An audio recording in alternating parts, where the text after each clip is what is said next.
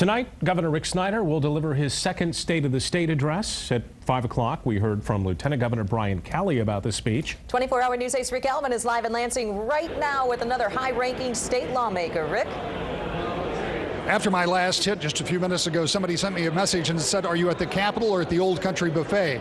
Right now, in this Capitol, there are more than 1,000 people attending receptions all through all of the floors. This is a big night in Lansing. It's a big night for Rick Snyder, who will be delivering his second State of the State address. But in this building, there are 2 points of view when it comes to the way the legislature works. And Senator Gretchen Whitmer is the leader of the Democrats over on the Senate side. And after last year, when all of the budget votes went on straight party lines, and when there was so much rancor between each party, are we in for anything different this year? You know what, the previews and meeting with the governor, they're kind of setting up doing very similar policy changes like they did last year. You know, raising taxes on everyone who buys gas and giving businesses a tax break. I mean, that's the same thing that they did last year. So they're saying we're going to double down on a policy, even though we're not even sure if it works.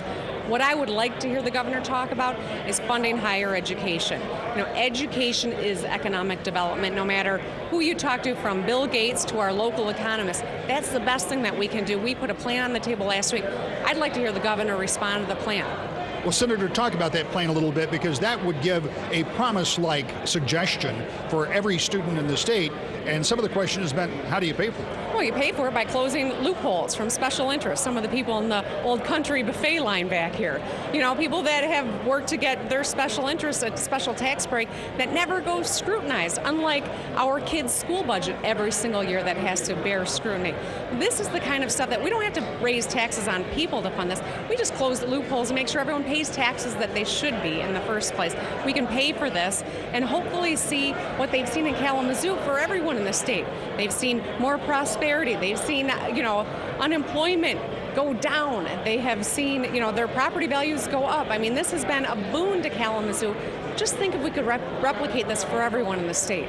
Quickly, the numbers out today for unemployment look better for the state than they have for a number of years. The governor's going to talk about that tonight and no doubt take some credit for it. Is that credit going to be well placed? I don't think so. I mean, I don't think anyone who watches what happens could honestly say that he gets credit for our unemployment rate going down. We're all glad to see it go down, but the policies that he pushed through haven't even gone into effect this year. So we should all be glad that our unemployment rate goes down, but let's be very clear about not one person deserves credit. I mean, if that were the case, I'd be more likely to send a thank you note to Washington, D.C.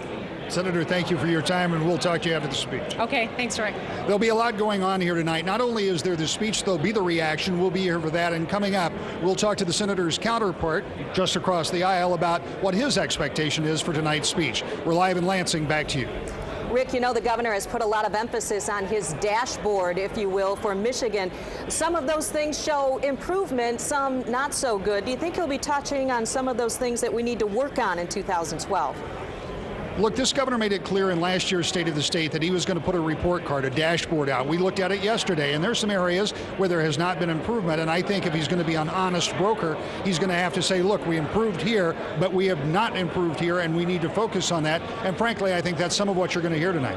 Okay, Rick, thank you so much. And of course, you can watch the State of the State address at 7 o'clock right here on WXSP, I should say, streaming live at woodtv.com.